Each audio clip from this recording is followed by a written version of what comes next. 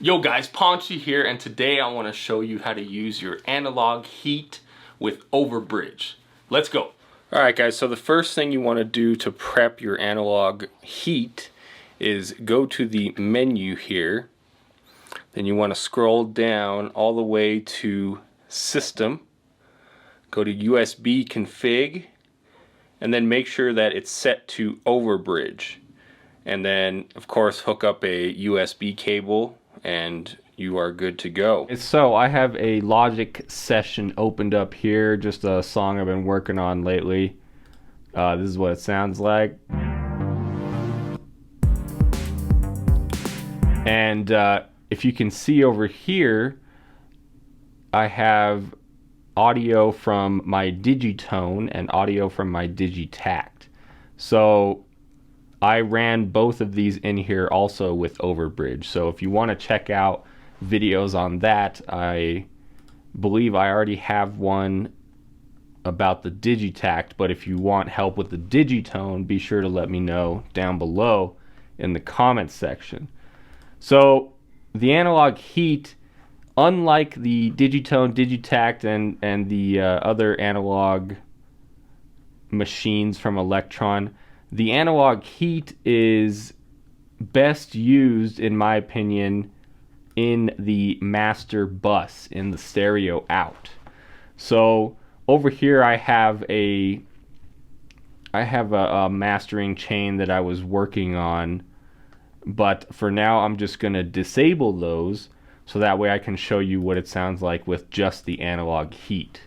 So providing you went to Elektron's website, you installed Overbridge, then you would go down here. When you first start up Logic, by the way, it'll scan for the new plugins, and then it'll put it down here, probably in audio units, and then you would go to Elektron and analog heat, and then choose stereo.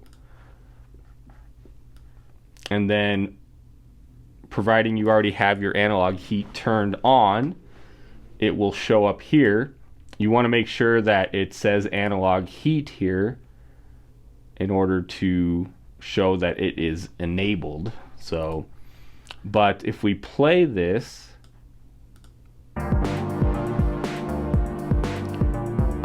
you'll know it's working when the audio is going through the waveform and metering section over here.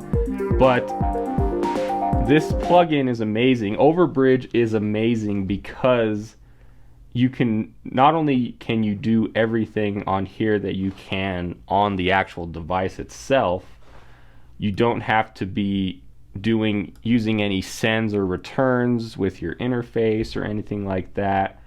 The audio is just automatically going through USB out to your analog heat, and then it comes back into the computer also via USB, and then that way you can use the analog heat for what it's intended for, which is an analog stereo processor. So what would you use the analog heat for, or rather what would you use it in place of? I would use it in place of any kind of analog processing you might be trying to do. For example, like tape saturation.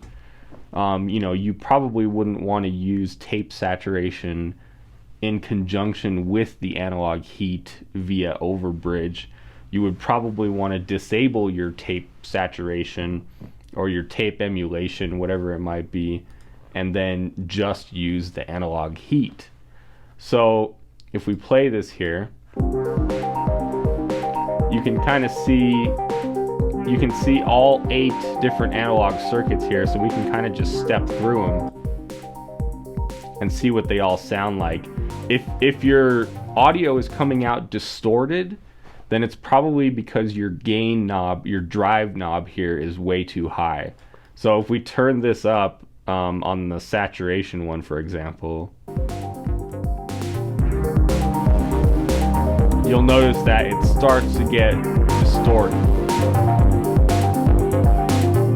Now, if that's not the sound that you're going for, then, you know, that's definitely something you want to be aware of. So you would want to bring your drive down.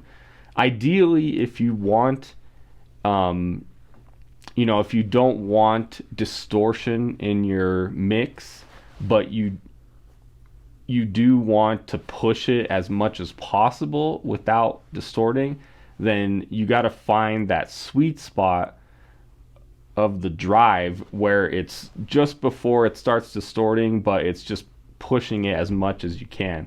If you mouse over the drive knob and then you look at the bottom over here, look at the bottom there, it says amount of character, gain into circuit. So that's why I refer to this also as a gain knob, because that's essentially what it is. It controls how much gain into the circuit, of course, but really what it does is, like it says there, amount of character. The more you push the drive, the more character you'll get out of each of these individual analog circuits. So the best thing to do, in my opinion, of course, if you saw my video the other day about preset, I have that preset over here, the clean one that I made. So if we play that,